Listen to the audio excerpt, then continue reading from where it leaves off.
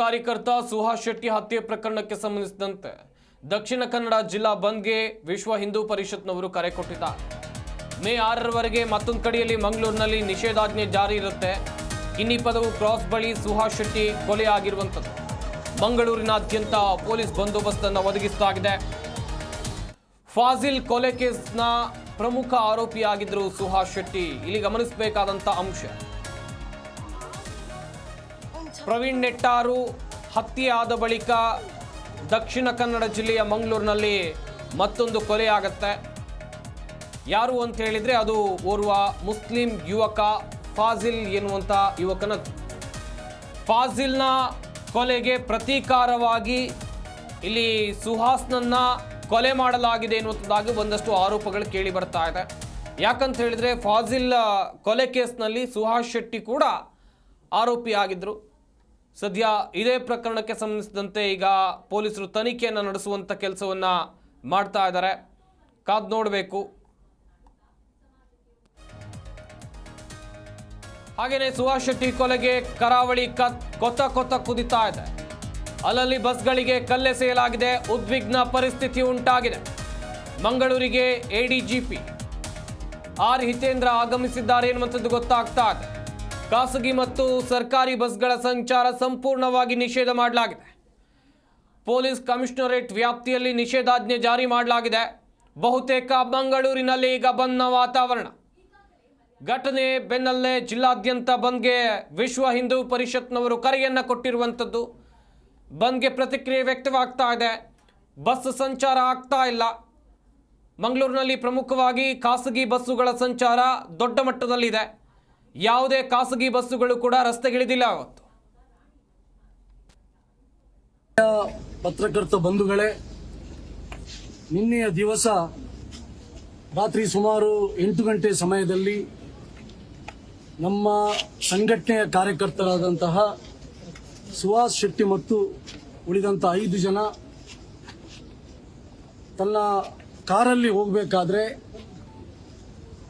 Jihadi Islamic ಭಯೋತ್ಪಾದಕ ಮುಸಲ್ಮಾನರು ಆ ವಾಹನವನ್ನು ಅಡ್ಡಕಟ್ಟಿ ಸುಹಾಸ್ ಎಂಬಂತಹ ಒಬ್ಬ ಹಿಂದೂ ಕಾರ್ಯಕರ್ತನನ್ನು ಹತ್ಯೆ ಮಾಡಿದ್ದಾರೆ. ಇದೊಂದು ಪ್ರೀ ಪ್ಲಾನ್ಡ್ ಮರ್ಡರ್ ಮತ್ತು ಇದರ ಹಿಂದೆ ನಿಷೇಧಿತ ಇಸ್ಲಾಮಿಕ್ ಉಗ್ರವಾದಿ ಸಂಘಟನೆ PFIಯ ನೇರವಾದಂಥ ಕೈವಾಡ ಇದೆ. ಹಾಗಾಗಿ ಸುಹಾಸ್ ಶೆಟ್ಟಿಯ ಹತ್ಯೆಯನ್ನು ಇವತ್ತು ವಿಶ್ವ ಹಿಂದೂ ಪರಿಷತ್ ಮತ್ತು ಎಲ್ಲ ಹಿಂದೂ ಸಂಘಟನೆಗಳು ಬಹಳ ಬಲವಾಗಿ ಇದನ್ನು ಖಂಡಿಸುತ್ತದೆ. ಮತ್ತು ನಾಳೆಯ ದಿವಸ ಬೆಳಿಗ್ಗೆ 6 ಗಂಟೆಯಿಂದ ಸಂಜೆ 6 ಗಂಟೆ ತನಕ ದಕ್ಷಿಣ ಕನ್ನಡ ಜಿಲ್ಲೆ ಫಾಜಿಲ್ ಹತ್ಯೆಗೆ ಪ್ರತೀಕಾರಕ್ಕೆ ನಡೀತಾ ಈ ಮರ್ಡರ್ ಎನ್ನುವಂಥದ್ದಾಗಿ ಪ್ರಶ್ನೆಗಳಿವೆ. ನಡು ರಸ್ತೆಯಲ್ಲೇ ತಲ್ವಾರ್ನಿಂದ ಕೊಚ್ಚಿ ಕೊಲೆ ಮಾಡಲಾಗಿದೆ ಸುಹಾಸ್ ಶೆಟ್ಟಿಯನ್ನ.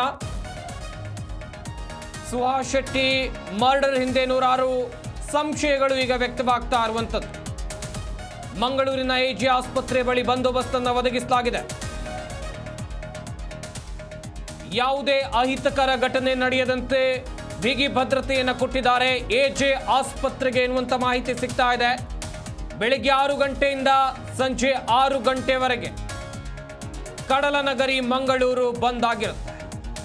ಕಾರಣ ಬಂದ್ ಆಗೋಕ್ಕೆ ಓರ್ವ ಹಿಂದೂ ಕಾರ್ಯಕರ್ತನ ಹತ್ಯೆ. ಫಾಜಿಲ್ ಹತ್ಯೆಗೆ ಪ್ರತೀಕಾರಕ್ಕಾಗಿ ಮರ್ಡರ್ ನಡೀತಾ ಎನ್ನುವಂಥದ್ದಾಗೂ ಕೂಡ ಒಂದಷ್ಟು ದೊಡ್ಡ ಪ್ರಶ್ನೆಗಳು ಇರುವಂಥದ್ದು.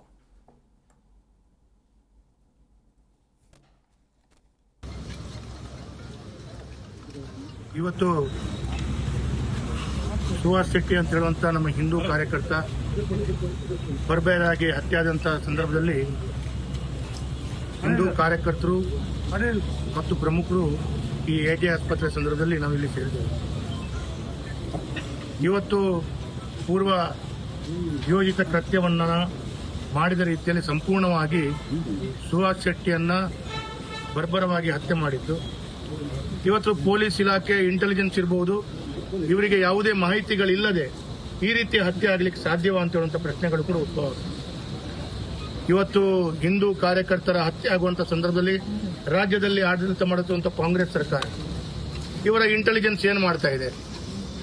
ಈ ರೀತಿಯ ಘಟನೆ ಆದಾಗ ಪೊಲೀಸ್ ಇಲಾಖೆ ವೈಫಲ್ಯತೆ ಮತ್ತು ರಾಜ್ಯವನ್ನು ಆಡಳಿತ ಮಾಡುತ್ತಿರುವಂತಹ ಕಾಂಗ್ರೆಸ್ ಎಲ್ಲೋ ಒಂದು ಕಡೆ ಎಸ್ಡಿಪಿಐ, ಪಿಎಫ್ಐ ಈ ರೀತಿಯ ಸಂಘಟನೆಗಳ ಕೇಸು ಹಿಂಪಡ್ಕೊಳ್ಳುವಂತದ್ದು ಇದಕ್ಕೆ ಬಹಳ ದೊಡ್ಡ ರೀತಿಯ ಕಾರಣಕರ್ತ ಆಗಿದೆ ಅಂತ ಹೇಳುವಂಥದ್ದನ್ನು ಹೇಳಬಹುದು. ಇವತ್ತು ನಾನು ಪೊಲೀಸ್ ಇಲಾಖೆ ಈ ಹಲವಾರು ಹಿಂದೂ ಕಾರ್ಯಕರ್ತರ ಹತ್ಯೆಯಾದಂತ ಯಾರು ಕೊಲೆ ಮಾಡಿದಾರೋ ಅವರ ಚಲನವಲನಗಳನ್ನ ಅವ್ರು ಏನು ಮಾಡ್ತಾರೆ, ಅವ್ರು ಏನು ಉದ್ಯೋಗ ಮಾಡ್ತಾರೆ, ಅವರಿಗೆ ವಾರಕ್ಕೊಂದು ಸಲ ಪೊಲೀಸ್ ಇಲಾಖೆಗೆ ಬಂದು ಅವರ ದಸ್ಕತ್ತನ್ನು ಹಾಕುವಂಥದ್ದು ಈ ರೀತಿಯ ಚಟುವಟಿಕೆಯನ್ನ ಪೊಲೀಸ್ ಇಲಾಖೆ ಮಾಡಬೇಕಿತ್ತು. ಅವರ ಪೆರೇಡ್ ಮಾಡಬೇಕಿತ್ತು. ಎಲ್ಲೋ ಒಂದು ಕಡೆ ಪೊಲೀಸ್ ಇಲಾಖೆ ಇದನ್ನೆಲ್ಲ ಮಾಡದೇ ಇರುವಂತಹ ಸಂದರ್ಭದಲ್ಲಿ ಇದೆಲ್ಲ ಈ ರೀತಿಯ ಘಟನೆಗಳಾಗಿದೆ ಅಂತ ಹೇಳುವಂಥದ್ದನ್ನ ನಾವು ಹೇಳ್ತೇವೆ ಇವತ್ತು. ಅದಕ್ಕಾಗಿ ಇವತ್ತು ರಾಜ್ಯ ಸರ್ಕಾರ ಈ ರೀತಿಯ ಒಂದು ಇಂಡೈರೆಕ್ಟ್ ಆಗಿ ಈ ರೀತಿಯ ಹತ್ಯೆ ಮಾಡುವಂತವರ ಪರ ನಿಂತಿದೆ ಅಂತ ಹೇಳುವಂಥದ್ದನ್ನ ಹೇಳಬಹುದು.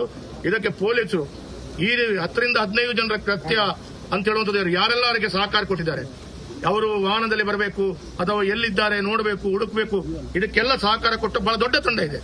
ನಾನು ಪೊಲೀಸ್ ಇಲಾಖೆ ಆಗ್ರಹ ಮಾಡ್ತೇನೆ, ನೀವು ಇದನ್ನ ಯಾವ ರೀತಿಯಲ್ಲಿ ಬಗೆಹರಿಸಿಕೊಳ್ತೀರಾ ಒಂದು ಭಾಗ. ಎರಡನೇದು,